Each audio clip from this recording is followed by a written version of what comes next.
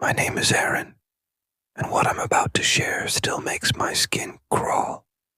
This happened 3 winters ago, when I was 15. It was around 6:30 in the morning, sky still dark, rain falling like a whisper against the pavement. Usually, I loved the cold breeze when I walked to the bus stop, but that day, from the second I stepped out of my house, I felt something was deeply wrong. It was like the world had paused. The street, normally filled with cars and early commuters, was disturbingly quiet. Even the birds didn't make a sound. It felt like I had walked into a place I wasn't supposed to be. I adjusted my backpack and kept my head down, trying to ignore the icy wind biting my cheeks. When I reached the bus stop, it was empty. That had never happened before. There were always 3 or 4 other students waiting at that exact time, talking, laughing, complaining about school. But the bench was wet and deserted. For a moment, I thought maybe I was too early. I checked my phone. I was right on time. So where was everyone? Then I noticed the silence. No cars, no footsteps, just the rain. That's when I heard the sound of an engine. Slow, crawling, coming from behind. I turned my head slightly, and my heart nearly stopped. A large, old, off-white passenger van was slowly pulling up to the curb, about 10 meters away from me. All its windows were covered from the inside with a dark fabric, like bed sheets or curtains. The paint was peeling, rust eating away at the corners.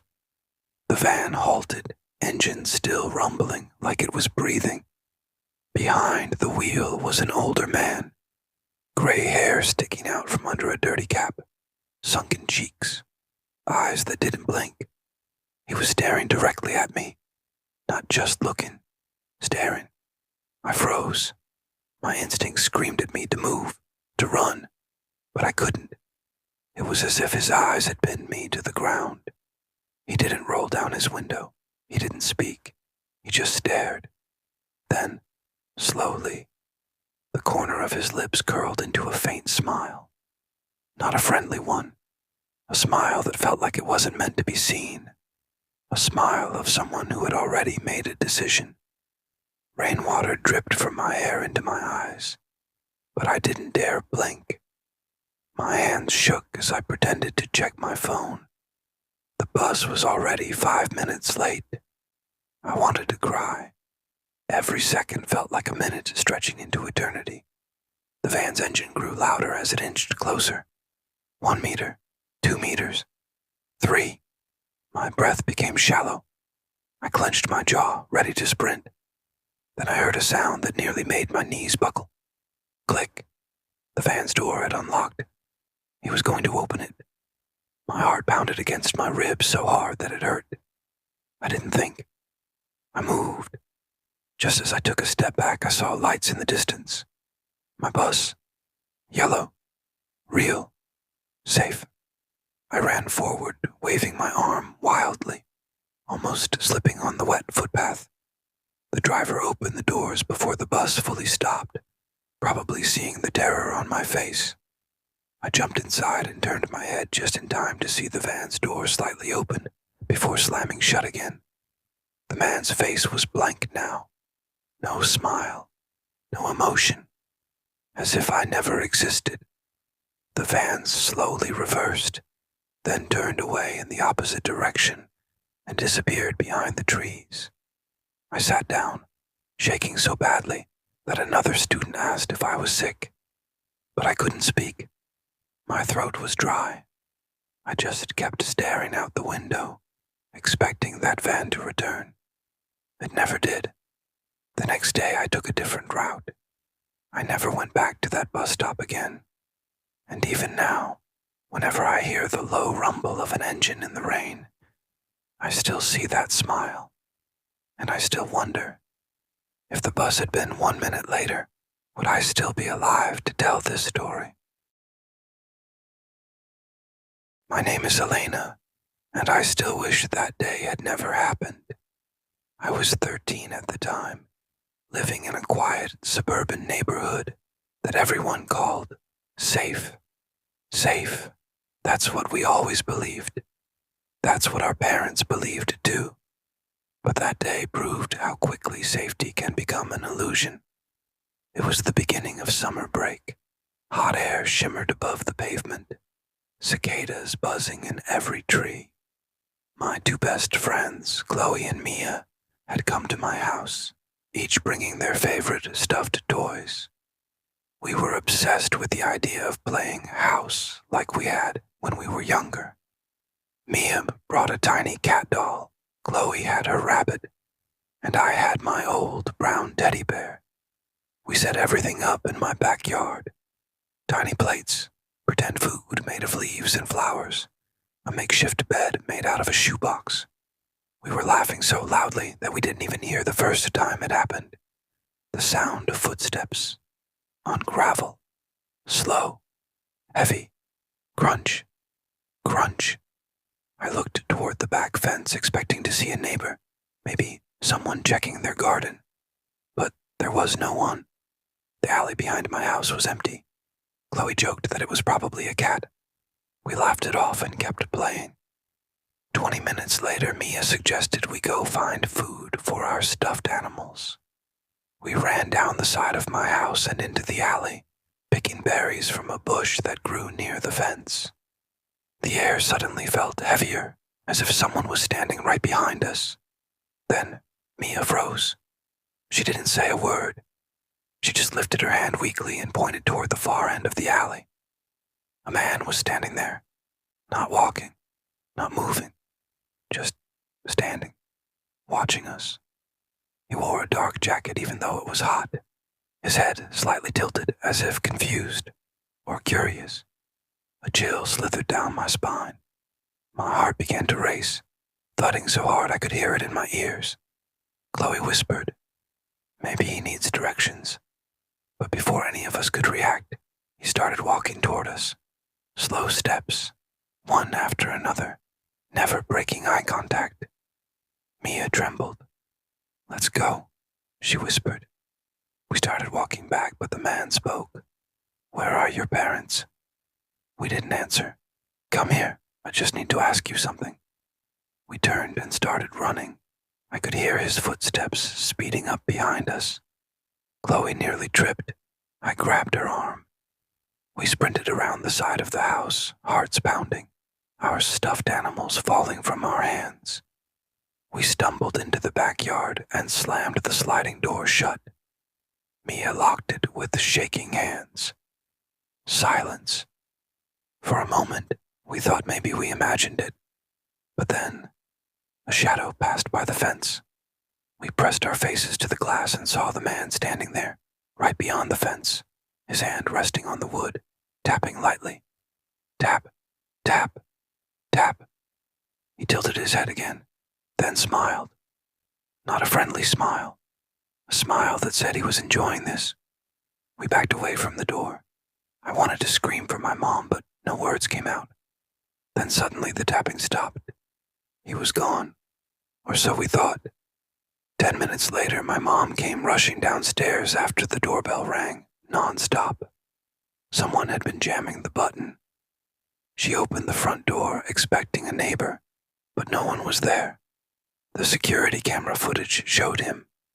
The same man. He had walked up to our porch, stared into the camera, smiled directly at it, then rang the bell repeatedly, as if he wanted to be let in. Police were called, but he was never found.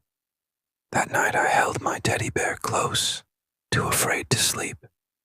I realized something terrifying. He didn't want to rob us. He didn't want to ask a question. He wanted us. And somewhere out there, he still does. My name is Ria. I'm 18 now. But what happened last year still feels like a nightmare that refuses to end. People say family is your safe place. Your blood protects you. But I learned that sometimes the scariest monsters are the ones who share your last name.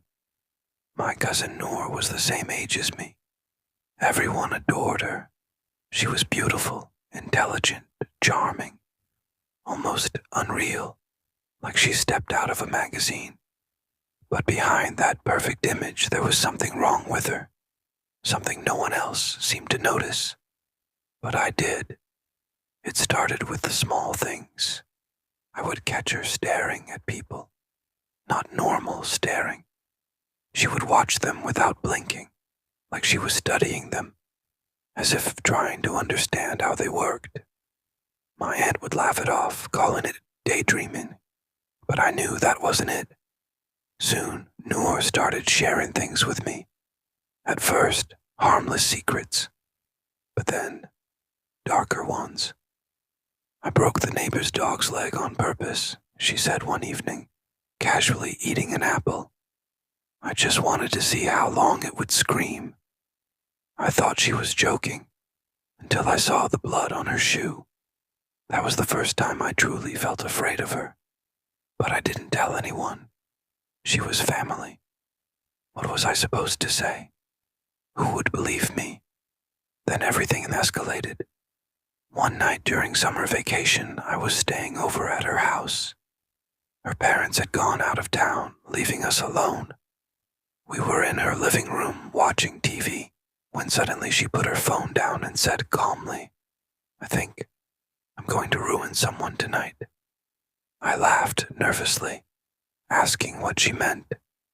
She smiled at me, not like a human smiles, but like a predator revealing its teeth. "You'll see." She stood up and walked upstairs. I heard her rummaging in her parents' room. When she came back down, she was holding a bottle labeled poison. My blood froze. "Noor, what are you doing?" I asked, backing away. She tilted her head. "Don't worry. It's not for you." Then she leaned in closer. "Unless you tell anyone." That night I didn't sleep. I locked my bedroom door. I could hear her walking in the hallway, pacing, humming softly. Every few minutes she would stop in front of my door. Then tap, tap, tap, as if reminding me she was still there, watching. The next morning, her housemaid collapsed while preparing breakfast. She survived, but the doctor said someone had tampered with her tea. Noor acted shocked, even cried fake tears, hugging the maid's daughter. But while everyone was distracted, she looked at me and winked. That was when I knew I had to leave before I became her next experiment. 3 days later, tragedy struck. Noor's parents died in a sudden house fire. The whole neighborhood mourned. The police said it was faulty wiring, but I knew better. I saw Noor standing outside the burning house, not crying, but smiling. That wasn't grief in her eyes. It was satisfaction. A week later, I confronted her. My voice trembled as I asked why. Why would she do this? She looked delighted that I had figured it out. "They were in the way," she whispered. "Now I'm free." I never visited her again. She now lives abroad with distant relatives. Everyone says it's good she has a fresh start. But sometimes, at night, I still receive messages from an unknown number. No words, just photos. Photos of people sleeping, people who don't know she's watching them. And every time I see those messages, I remember her last words to me. "You're the only one who knows what I really am. And that makes you special. It means I'll never let you go."